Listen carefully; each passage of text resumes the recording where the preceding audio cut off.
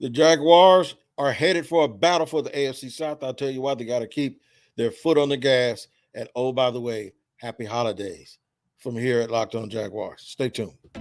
You are Locked On Jaguars, your daily Jacksonville Jaguars podcast, part of the Locked On Podcast Network. Your team every day.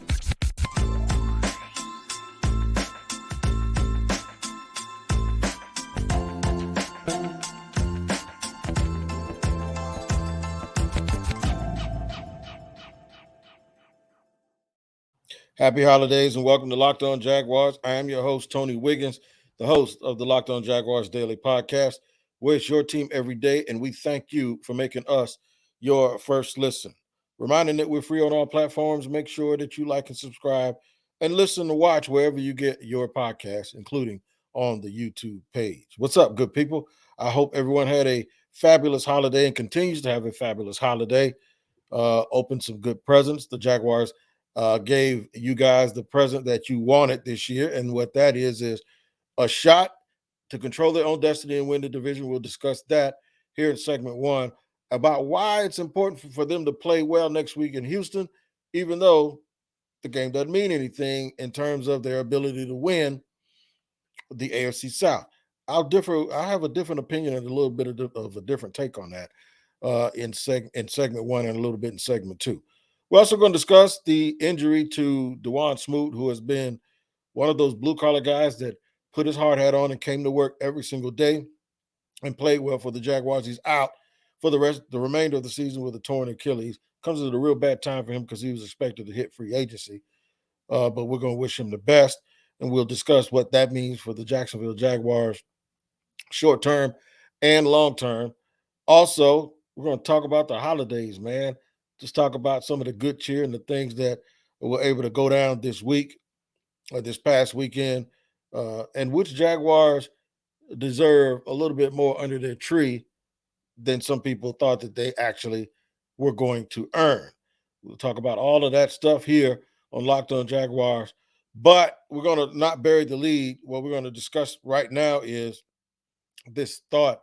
I think Peter Schrager from the NFL Network, put out, like, would you rest people if you're the Titans and the Jaguars? So here's the thing. The Titans and the Jaguars are going to play in week 17, or which is week 18 because of the bye week. But they're going to play for the title of the AFC South. Both teams have a game remaining in between that game. The Titans play Dallas, who they're going to lose to. And the Jaguars travel to Houston, who they already lost to this year. So to explain everything, all of the different scenarios, here's what I'll do. First and foremost, it doesn't matter if the Jaguars win or lose, or if Houston wins or loses in the 16th game of the year. It's still going to come down to the 17th game of the year because right now they're tied, right? So even if Houston wins and Jacksonville loses, and then Jacksonville goes out, beats the Titans, that's going to, okay, if Tennessee wins and Jacksonville loses, they're game up. So if Jacksonville beats them, they're even again. The difference is the Jaguars will own the tiebreaker because they would have beat Houston twice and they would have the same divisional record at 3-3. The other way around is if Jacksonville loses and Tennessee wins, it does not matter because, once again, the Jaguars will have a chance to tie up the Titans in the regular season in both the division as well as the regular season. So it doesn't matter. The tiebreaker will be whoever wins that game this weekend, whether their records are identical. If their records are identical, the Jaguars have the advantage. If their records are separate, are not identical, the Jaguars probably don't. So the Jaguars have to win the game. Damn, I'm going all the way around the mulberry bush. They have to win the game. Now, there's some people that say even if the Jaguars win this week and then lose against the Titans, that there's an outside chance because of other teams lose and some teams falter. Like Miami's lost like 4 games in a row. The Jaguars could have an outside chance because of conference record to still get the wild card. The Titans don't. The Titans have to actually win the division. They have to beat Jacksonville in order to make the playoffs. Jacksonville controls their own destiny. If they beat the Titans, they make the playoffs. But if they lose and have some help in other places and other areas, that they have a shot. But that's only true if they beat Houston. But it's not even about that. It's not about, to me, trying to find all the scenarios that they can't be eliminated with. What it's about to me is, even if the Jaguars could clinch the division or had already clinched the division, I'm not resting nobody. This is a young team that is a hot team that you want to stay hot and you want to go out and win. And folks are worried about injuries. Man, they've won games and have lost guys the last couple of weeks. Cam Robinson and both Duane Smoot gone for the year. And they still won those games. This isn't like basketball where you just if you're talking about resting Trevor Lawrence, okay. But you can't. Football doesn't allow you to rest too many people that you don't need. Right? You pretty much need everybody on your 2 deep. Who you going to rest? If you play the backup offensive lineman and one of them gets hurt, you've ruined your depth. You got to run a starter in the game. So one of your backup linemen gets hurt. Guess who has to come into the game? Your starter, who wasn't even greased up because he's been standing over there on the sideline. I tell people all the time, this stuff sounds a lot easier to say than it actually, it's easier to say it than it is executed. The easiest way to get hurt in the NFL is to try to avoid an injury. And you need to be hot, man. The Jaguars are going to need Mo on their side, right? And they got Mo right now. Why on earth would you not play people? Why would you risk ending your own losing streak when the thing that you have going for you is this? And you hear people say it all the time. That's the hottest team in the league and nobody wants to play them. So why would you voluntarily not do that? And then you're young. These guys need these reps. These guys need, you want to keep them greased up. You want to keep this thing rolling. You want to keep their confidence going. You don't want to rest them against Houston. They lose the game. Then they go into Tennessee. Okay, now let's crank it back up. It doesn't work like that, man. Sports doesn't work like that. Momentum doesn't work like that. Karma doesn't work like that. And it's easier said than done. And I'm not saying that Doug Peterson won't consider it. And if he does, I'll still disagree with it. I just don't believe in doing that kind of stuff. I think it's overthinking. I think you go out and win you win what's in front of you every single day. Now, if you get out and get a good lead, do you start substituting people differently? Yes. If you get out and get a good lead and you're ahead, do you run that football and then do you let that play clock get all the way down to 1 or 2 seconds before you hike the ball? Yes. You are in no hurry to stop the clock or to run another play or to lengthen the game if you're the Jaguars. So what I would be focused on is, hey, let's go into Houston. Let's jump on their ass, right? And get out front.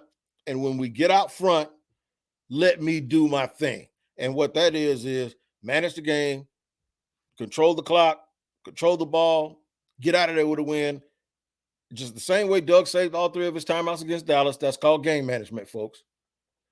That is exactly what you do. We're going to talk about this a little bit more and discuss the injury to Duane Smoot. Speaking of injuries, we were just sitting there talking about, guys getting hurt and guys getting banged up down the stretch. Well, I understand, some of your trepidation about that, right? We'll discuss that in a minute in segment 2 on Locked On Jaguars. After I let you know that today's show is sponsored by Prize Picks.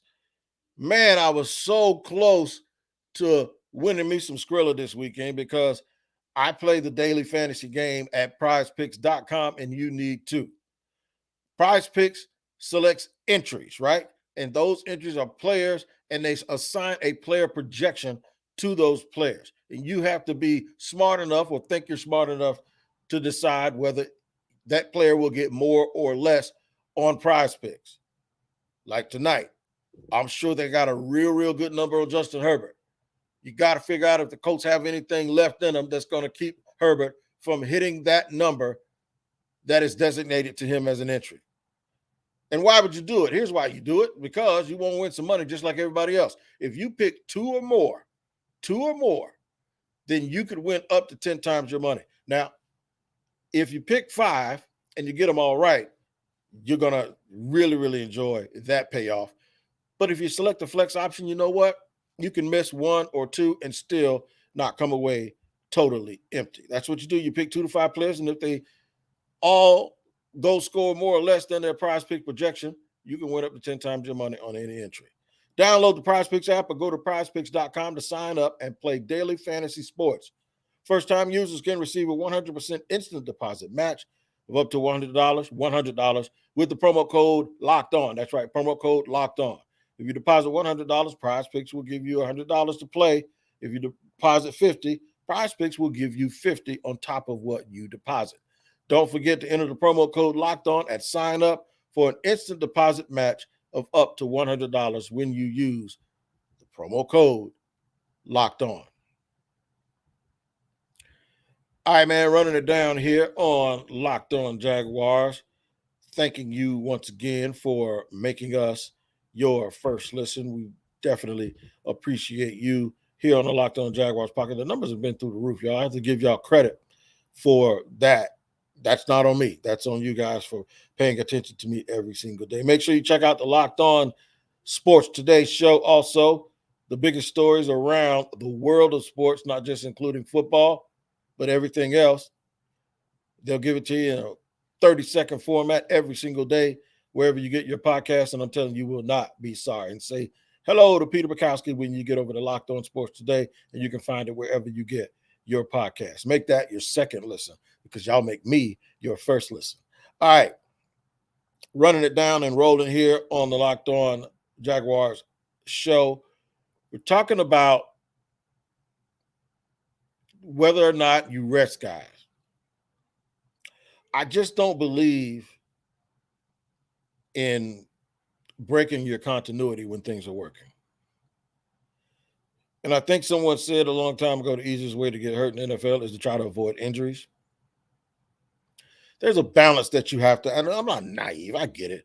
If the game doesn't mean anything. Now, if these two games were reversed, for instance, if they were playing the Titans this week and then the Texans the following week, then we'd be able to have a discussion like if the Jaguars were to win and clinch the division, then you'd have to say, okay, what are you going to do next week? That game is meaningless. It doesn't mean anything. Even then, I could find some value in that game from a continuity standpoint, from the fact that we can't act like we arrived standpoint. I could find something there. But it will probably also be one of those types of games where you, like I said, you go out, hey, man, let's just get it established. Let's go out here and win. Let's get ahead. Let's run that clock. But we're still going to play to win the game. And at some point, even if it's to start the second half, if we're up 21-3, I might just put C.J. Beathard in the game and say, we're going to run this football, and then we're going to throw it on third down, or maybe throw it a little bit on first down, play field position. We're going to get some field goals. We're going to get up out of here. But I would tell that defense, y'all got to keep playing, and y'all got to keep hitting, because you are what you display and what you demonstrate in a contact sport. And if we don't see anything every single week, we see this. We see some team that's out there putting it on somebody that you don't think that they're even supposed to be on the field with. The team I'm talking about is the Texans. They've played everybody tough the last 3 weeks. They won a game last weekend, but before that, they almost beat Dallas and almost beat Kansas City, because every single person on that roster was a high school All-American or probably some big dude who's all conference in college, and he's getting paid too, right? So you know what he's doing? He's thumping. And there's no way to avoid, the best way to avoid somebody rocking your world is to rock theirs first. So it's almost as if to execute what people talk about is a very, very difficult thing. And you won't ever find football people, guys who coach or play, talk like that. because it's almost impossible. I'll give you an example. Let me tell you how ridiculous it sounds. Now, I'm serious. Boxing match. Tell one dude. I ain't talking about exhibition where both guys are going 3/4 speed. I'm talking about, how do you tell a dude that's fighting for his job, like a backup in the NFL, to go out there and, just make sure you come out healthy? How in the hell do you stay safe in boxing without being aggressive? If you don't hit him, he's going to hit you. Same thing with the NFL. And I know it's semantics, and I know people are saying, Wig, you're kind of missing the point. I get what you're saying, but I really want you to understand my perspective. If the games were switched, I would probably think the way everyone else thinks, but I would probably still lean towards playing people. And I know the reason that everybody's nervous is because of injuries. And the Jaguars haven't really gotten bit by the injury bug until lately. They are down Cam Robinson at left tackle. They're already stretched thin. They're playing Walker Little at left tackle, right? If they have another tackle that goes down, I think they got to put Cole Van Lannon in, who's their swing guard tackle. Okay? I get it. Nobody wants to be, and Brandon Sheriff is banged up. He's been like the walking wounded around here for a couple of weeks now. I understand. And Trevor had a foot problem a couple of weeks ago against Detroit. And Etienne was questionable to come back into the Dallas game, but he came back. And he looks like he has a car wreck every time he gets tackled. So, look, I understand. And Trayvon Walker has missed 2 straight games with a high ankle sprain. Wig, we're limping, man, already. We can't afford to lose somebody playing in a game that doesn't mean anything. I get that point more than you guys know. But Trayvon Walker wasn't playing, and Arden Key was playing, and Duane Smoot was playing more. Now Duane Smoot's hurt. So, if Trayvon backup is banged up right now in games that did mean something, my point is I don't think you can turn it on and off for games that mean something and games that they don't, especially when those games that don't mean anything are sandwiched in between games that do mean something. And then I do believe that there's something the Jaguars have in their tank and in their repertoire right now of being the hottest team in the NFL. I think it means something.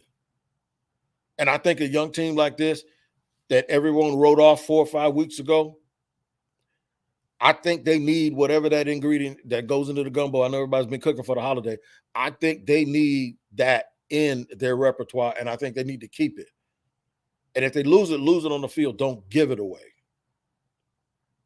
That's just my opinion. Speaking of holidays, how was your holiday? Oh, and before I get to that, at the top of segment 3, I'm going to tell you how they're going to be able to overcome, and it's going to be difficult, how they're going to overcome Duane Smoot. We'll talk about that. We're going to talk about the guys on this team, speaking of Duane Smoot, that deserve a little something extra under their tree. And he's one of them, even though he won't be playing for the rest of the year. We'll discuss that and more in the third and final segment of Locked On Jaguars. However, the holiday season isn't over, so I have to let you know that today's show is sponsored by NHTSA, the 2022 Drive Sober campaign, and I want you to listen very, very carefully. You're hanging out with some friends and putting back a few drinks or other things. A few becomes too many. As the evening comes to an end and people start to head out, you're thinking of calling for a ride, but nah, you live nearby and you can make it home okay. It's no big deal. Your adrenaline's flowing, you all smiles and you feel good, right? What are the odds you'll get pulled over anyway? And even so, what's the worst that could happen? Your insurance goes up, you lose your license, you lose your job, you total your car, or worse yet, you kill someone. Everyone knows about the risk of driving drunk.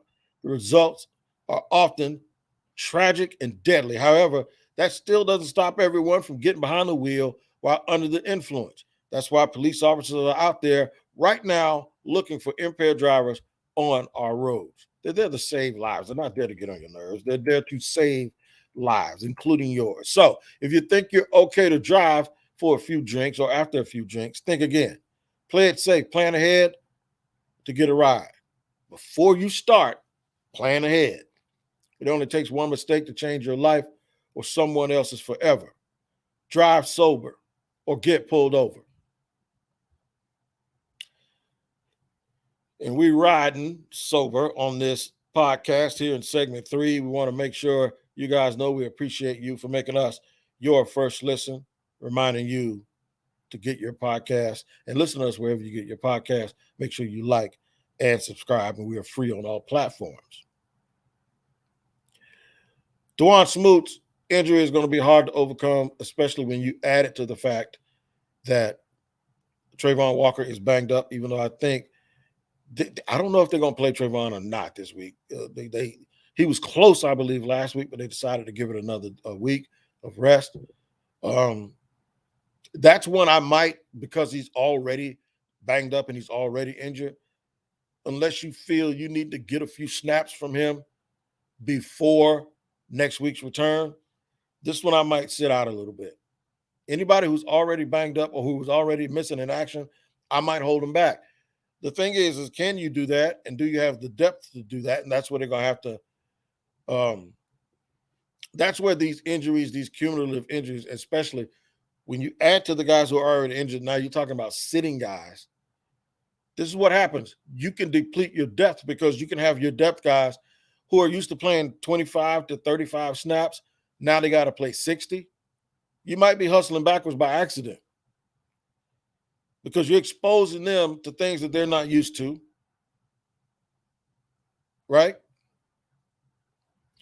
And it's not like it's college where you got 85 guys on your roster. You got a 53-man roster, brother. Somebody's got to play. That's why starters play on special teams. Yeah. So these are tough decisions. Are the Jaguars going to go out and find somebody who's on the waiver wire or on the practice squad right now that's going to give you the inside, outside versatility of Duane Smoot? No, because Smoot is one of those dudes that always outplays whatever contract you give him. Whatever number his contract is, I can guarantee you the Jaguars are getting over, because he is an effort guy. He shows up. He does everything. He does multiple things in multiple fronts. He plays inside, play it out. He's a grinder.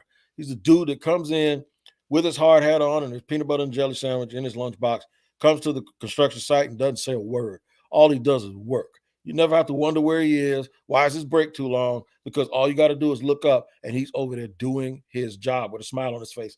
They're going to miss his impact on the field and off the field, even though I ain't going to overplay the off the field stuff too much, but they're just going to miss having a guy like that in the room and having him in your toolbox. It's like you open a toolbox and you see that one thing in there that can do a whole bunch of stuff. That's Duane Smoot. You ain't going to find him nowhere else out here. What guys are going to have to do is step up. I can see him playing even fronts and giving Adam Gostis some reps at big end in a 4-3. He's played there before. He's done some 3 technique. He's done some big end in a 4-3. I can see them doing that, especially in running situations. They're going to work Arden Key now. Arden Key's going to have to get busy. Josh Allen's going to have to play more. So that's what I think you'll do. I think you'll see whenever they run the even front, which has been really successful lately, sometimes when either Arden Key or Josh Allen isn't in, I think you might see Adam Gostis sitting out there with his hand down. You'll probably overall see more 3-man fronts this week. And in a 3-man front, some of y'all might get y'all's wish that when they're giving one of those guys who stand up a break, now you might see Devin Lloyd lined up as strong side defensive end. And then they'll play Muma and Olivecron, of course, who's leading the league in tackles, is a tackling machine, and he's going to cost me a fantasy championship. You're going to probably see them too as off the ball guys. I think you see a little bit more of Shaq Quarterman. And you might see Chad Muma outside a little bit more. This is all considering the fact that they might not play Trayvon Walker. If they do play Trayvon Walker, they might play him a little bit to get him greased up for next week. But they might also play him because they want to measure and see what their collective versatility and what their flexibility looks like with those guys in the front 4. And at least don't let the Tennessee game that means so much be the first time you've done these rotations and try to figure out exactly how you're going to. This might be a tune-up for the Tennessee game, and the tune-up might be they have to play these guys because they're already short and they want to see what it looks like with those guys on the field. You don't want to explore when everything in the season is on the line. So I hope I can explain that. I explained that to you guys and why I say whatever you're trying to put on the field now that you're a little bit shorthanded, whatever you want to put on the field against Tennessee, maybe you want to see it a week earlier to get used to your rotations and understand exactly how it's going to look, and then go back and study it on tape and figure out the tweaks that you need to do instead of going into the Tennessee game now short one of your guys and trying to get your way through a game that you actually need to win in order to go to the playoffs. Holiday season was yesterday. One of the most fun things we did was Secret Santa. And for about 30 minutes, me and my family, it was like 20 people. Everybody was opening gifts, and it was crazy because nobody knew who had their name, but everyone got people stuff that they thought people, and I think everybody hit it bullseye dead on the head. It was really, really funny. You love to see people that you love and care about just have some joy. I know Floyd Mayweather was saying something about Christmas is just a day that's created by corporate America, and look, man, who cares? I think people should treat each other well every day. I think people should gift each other stuff throughout the year randomly. Fine, if your money can afford it. But just because they don't doesn't mean that I'm going to be one of those people that says I'm going to actually take away that we've all designated as a day that we come together and do this. Oh, I'm going to be stubborn. I'm not going to participate. That's fine if you feel that way, but I always find it weird when people push that on somebody else. So that being said, who deserves some gifts, some extra gifts up under their tree? If we were doing Secret Santa, who would we bless that were Jacksonville Jaguars? I'm going to start with Duane Smoot because for every reason that I described earlier, that's just what I think he represents. And I think that stuff is really, really so valuable. It's invaluable to a team, but it's stuff that people never talk about, all of the things that he does. I'm definitely getting Trevor Lawrence some stuff, some extra. I'm going to get Christian Kirk. The reason why Christian Kirk, even though I'm thinking about Zay Jones and I'm thinking about Evan Ingram, the one thing about Christian Kirk is there aren't many highs and lows. He is right here every single week. So Mr. Dependable, I believe, deserves a little bit of attention. I've been a big Juwan James fan all year. I'll give Juwan James a little bit of something extra under the tree.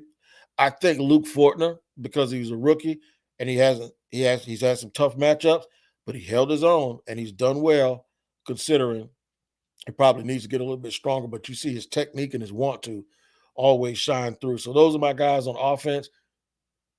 I have an asterisk here because this guy plays offense too. I think Jamal Agnew has been a pleasant surprise for the Jaguars, and he's provided a lot of spark for them and big play. He just knows how to get away from people. So I'm going to go Jamal Agnew too. Honorable mention for Travis Etienne. He just got to stop fumbling. Okay, so let's go to the defensive side of the ball. I'm going to go with Trayvon Walker because you can talk about stats all day. Ask the coaches. Go watch the tape and see he's not doubled way more than you think he is. And he's played hard and added a physicality to this football team. I like him. Foy Oluwakan is probably the first guy that gets a bonus.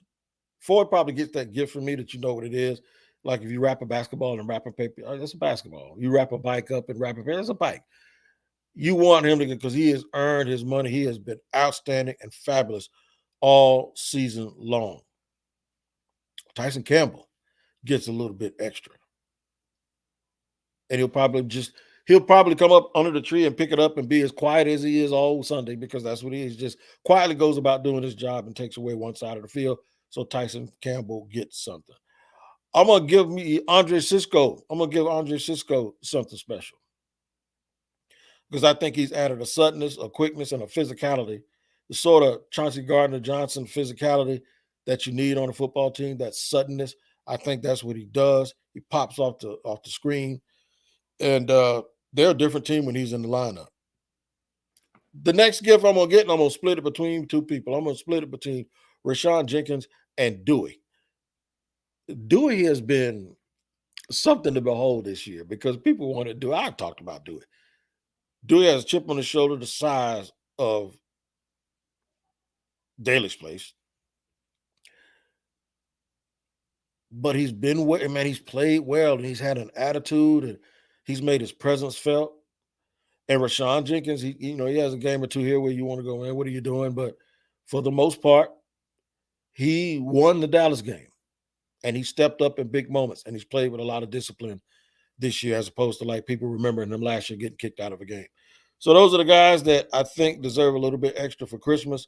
I'm also going to give the biggest bonus gift to Doug Peterson.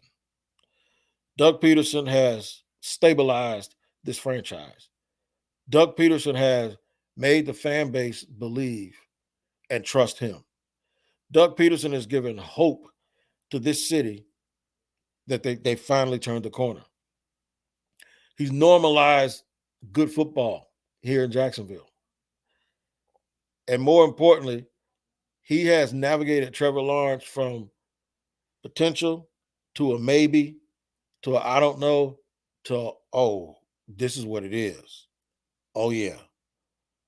He is, and I'm not saying that Press Taylor and Mike McCoy don't deserve credit, but Doug Peterson to me in 1 year has had has had a big of an impact as any non-football player, I believe. And I know I love Dolores and Mr. Weaver and Tom Coughlin is great in the memory of Jacksonville, him and his entire family. But I think in 1 year, considering where they were and where it looks like they're going, that Doug Peterson has done more as a non-player than anybody here in Jacksonville football history.